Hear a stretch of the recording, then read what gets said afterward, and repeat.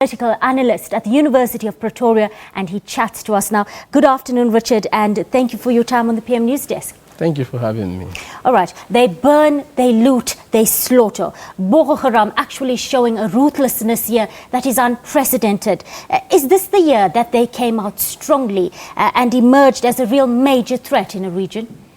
Yeah, well, you can say that this year saw unprecedented attack by Boko Haram and insurgency, and this is the truth. And it's also because we are just 1 year, a few months, to the 2015 general elections. And if you recall, one of their agenda is to make sure that President Jonathan Goodluck does not contest for a second time. And so the intensification of their attack has this political angle, to it. So, but then the movement did not start today, and in fact, one of the persons accused of being a mastermind of the Boko Haram and formation in 2002 had come out to say that no, the movement has been existing since 1992. So this is the new information that is emerging, and but then.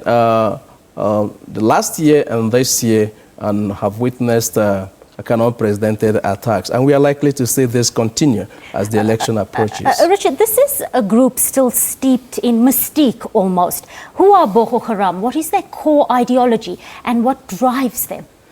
Well, like every other insurgent movement and fundamentalist Islamic organizations, that they profess to be an Islamic organization, even though some of their actions, were acts of religion. And these are people who are ideologically motivated and want to create a world of their own, a world in which Western education is evil, a world in which their own understanding of the Islamic and religion is practiced. So these are the people.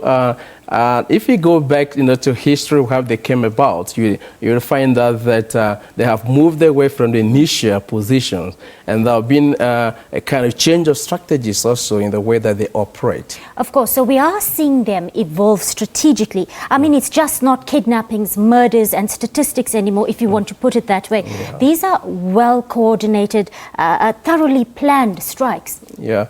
Well, the thing is that initially, Boko Haram was formed by certain politicians to realize certain political aims.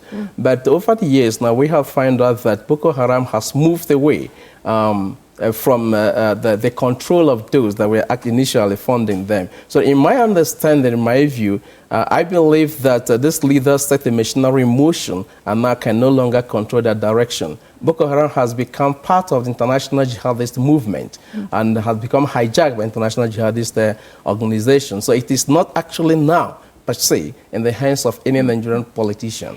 And they do look to be demonstrating that they've become a fully fledged criminal organization here with a good financial structure, a very good tactical structure. And this is the most dangerous part, isn't it, Richard?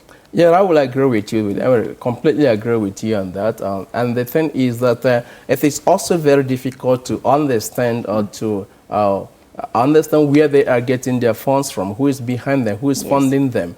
They are exploiting a lot of traditional means of fundraising that you can find in Islamic religion. And also, there are other Nigerian politicians, I believe, who are still sympathetic to their cause.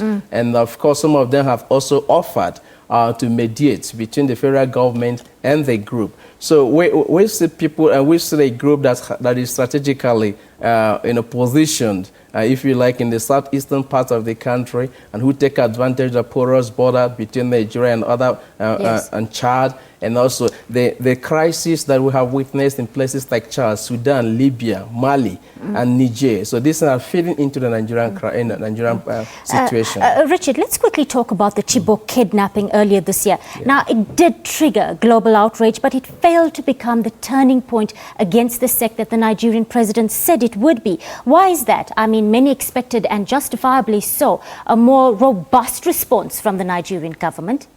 Yeah, I think the Nigerian government did the most that they can, or they could, if you like, because you'll understand that even they asked for external help. And the external help came in the form of U.S. troops being sent to Nigeria, to help with tactical issues, to help with logistics and so on, and to help with surveillance. But so far it has not worked. And like I said earlier, the Boko Haram is strategically positioned, taking advantage of the porous borders. So it could be that these guys must have moved out of the Nigerian territory, dispersed in different countries like Chad, like Niger, like Cameroon, like Sudan. Yeah? So it is very, very difficult to track them. And that is why it has not become a turning point, But then, certain things have been achieved through that. We've had a kind of a regional cooperation between the countries neighboring Nigeria to coordinate their attacks. Recently, Cameroon army engaged Boko Haram in a shootout and killed about 100 and something of them. And so we are seeing increasing cooperation among neighboring countries, geared towards curtailing or fighting. And this is a collective approach that we need urgently on the continent to deal with the threat of terrorism. It is a major security challenge for Africa. We had over 10,000 acts being committed between 1970 and this year. But in the last 10 years, Richard, the Peace and Security Department of the AU devoted only 5 sessions to terrorism. So clearly, more needs to be done. Yeah, more needs to be done, but it will also understand that from 1998, with the bombing of U.S. embassies in Kenya and Tanzania, and Africa has not been exposed in that much international terrorism. But we are witnessing this as a kind of new phenomenon on the continent, and a phenomenon that is likely to continue for a very long time to come. So as a phase now, the governments are also meeting. The states are coordinating, trying to find a common strategy with issues like Al-Shabaab in places like Somalia, which is a failed state. So a lot of breeding ground now exists for terrorist movements, and they are taking advantage of this. Thank you, Richard.